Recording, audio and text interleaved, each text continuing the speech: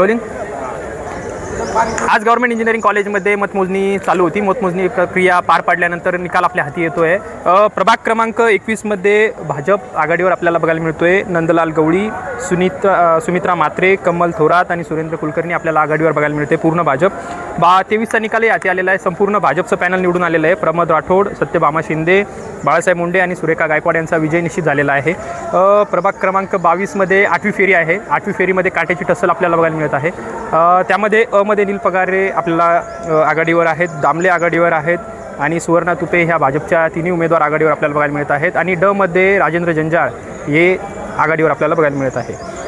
प्रभाग क्रमांक 27चा पण निकाल आपल्या हाती येतोय। त्याच्यात भाजपचं पूर्ण पॅनल आघाडीवर आहे। त्यात दया गायकवाड, केंद्रे गोविंद, सुनीता सोळंके आणि रेणुकादास वैद्य हे सुद्धा 27 मध्ये आघाडीवर आहे। एकंदरीत सर्व चित्र बघता युतीचं म्हणजे मोठ्या प्रमाणात भाजपचाच हा पॅनल विजयी निश्चित दिसतोय। कुठेतरी क्रॉस वोटिंग होईल अशी शक्यता व्यक्त केली जात होती, परंतु भाजपचा हा विजय कुठेतरी एक चित्र पलटणारं आपल्याला बघायला मिळत आहे। प्रभाग 18चा सुद्धा निकाल आपल्या हाती आलेला आहे। प्रभाग 18मध्ये संपूर्ण शिंदे सेनेचं पॅनल आपल्याला विजय घोषित झाल्याचं आपल्याला बघायला मिळतोय। त्यामध्ये हर्षदा शिरसाट, अभिजित जीवनवाल आणि छाया वागचौरे, राजू चौधरी यांचा विजय निश्चित झालेला आपण बघतोय। थोड्याच वेळात त्यांची विजयी रॅली पण निघणार आहे। निकाल 18चा आपल्या हाती आलेला आहे। थोड्याच वेळात 22चाही निकाल आपल्या हाती येईल। 9व्या फेरीची जी काही घोषणा आहे ती थोड्याच वेळात होईलच।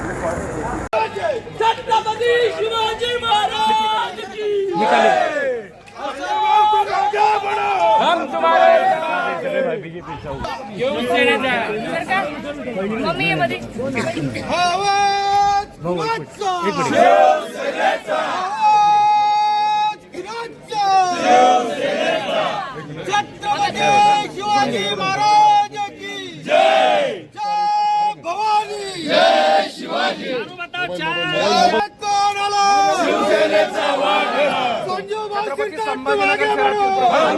झालेला आपला अहो, जनतेच्या आशीर्वादानं निश्चितपणे विजय निश्चित झाल्या जमा आहे।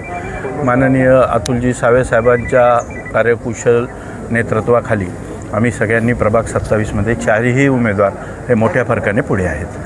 काय सांगाल आता सध्या म्हणजे वातावरण थोडंसं वेगळं होतं, नंतर चित्र पलटलं?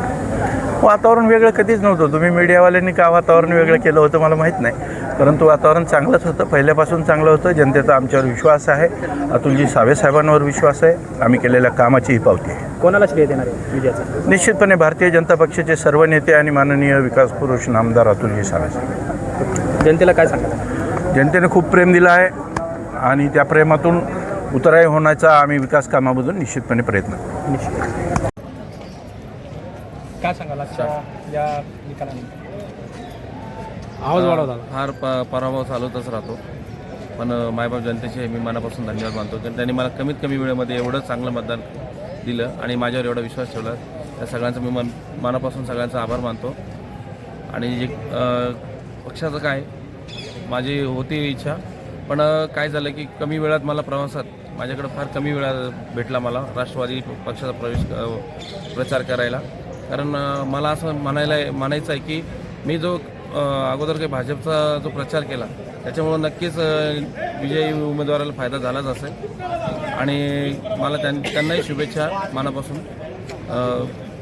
त्यांचे प्रयत्न त्यांनी केले, आम्ही माझे प्रयत्न केले आणि आपण सर्वांचे धन्यवाद। येणाऱ्या भविष्यात सर्वांचं प्रेम असंच पाठीशी राहो। धन्यवाद।